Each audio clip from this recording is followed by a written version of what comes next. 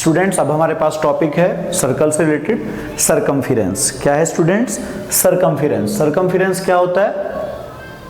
Circumference को आप boundary भी कह सकते हैं। अभी हमने देखा कि एक सर्कल की शेप कुछ ऐसी होती है, ठीक है स्टूडेंट्स, इसे आप बोलते थे सेंटर, जो जनरली ओ से रिप्रेजेंट होता है, और मैंने ये ऐसे ज्वाइन किया तो यहाँ ये एक पॉइंट है सर्कल पर, ए पॉइंट है।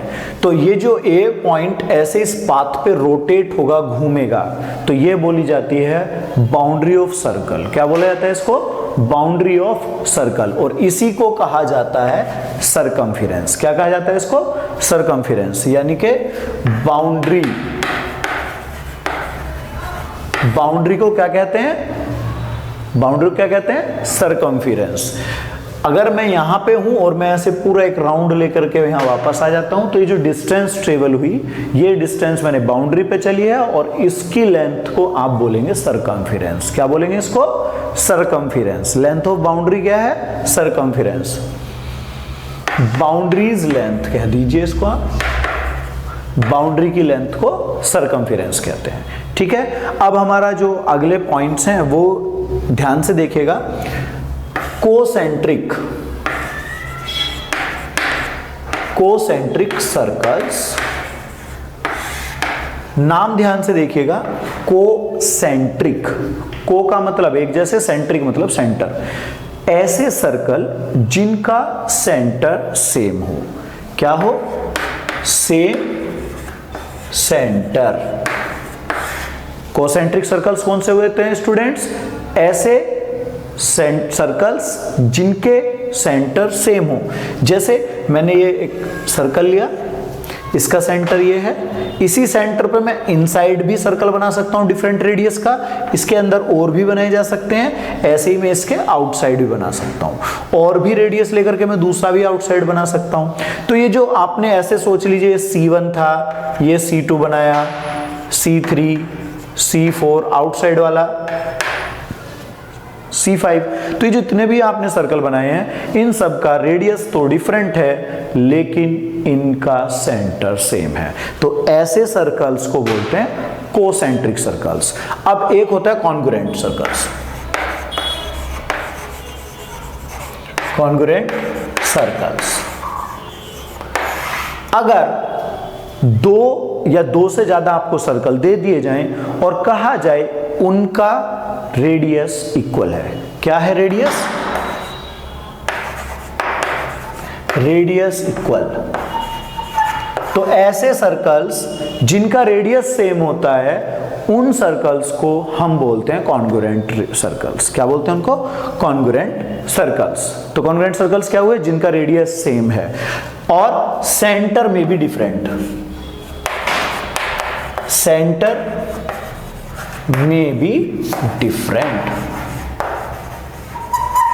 कहने का मतलब उनके सेंटर तो अलग हो सकते हैं, लेकिन रेडियस क्या होनी चाहिए? उनकी सेम होनी चाहिए। जैसे मान लीजिए एक मैंने 3 सेंटीमीटर का यहां पर ड्रॉ किया, ये आपका 3 सेंटीमीटर, और मैंने दूसरा भी 3 सेंटीमीटर का ड्रॉ किया, तो ये जो सर्कल्स मैंने बनाए हैं, ये दोनों रेडियस तो इनकी सेम है, लेकिन एक OA मान लीजिए, इसको PQ मान लीजिए, तो इनके रेडियस की लेंथ जो होगी, यानी OA इक्वल टू PQ है, लेकिन एक का सेंटर O है और दूसरे का सेंटर P है। तो सेंटर डिफरेंट हैं, दो अलग अलग फिगर्स हैं, रेडियस सेम है। क्लियर हुआ? अब बात आती है इसमें number of points on a circle. Number of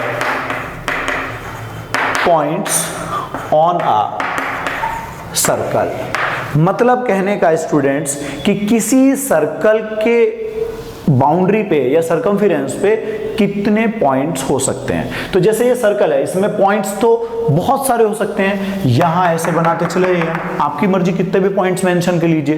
तो ये क्या हुआ? इनफाइनाइट। क्या हुआ स्टूडेंट्स?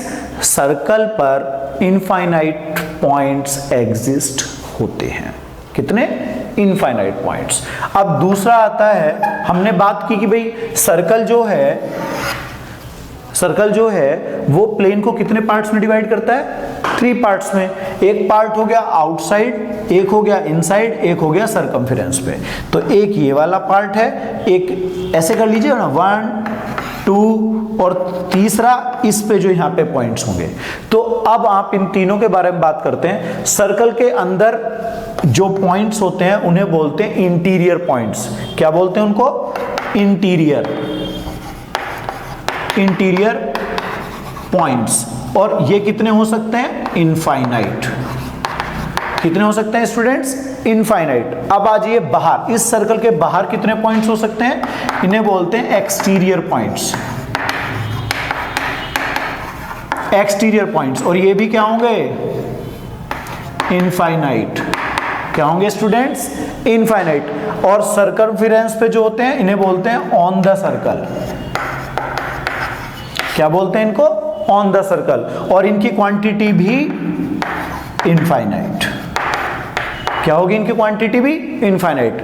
मींस किसी सर्कल पर बाउंड्री पर भी इनफाइनाइट पॉइंट हो सकते हैं, उसके अंदर भी इनफाइनाइट हो सकते हैं, और उसके बाहर एक्सटीरियर पार्ट में भी इनफाइनाइट पॉइंट्स हो सकते हैं। क्लियर?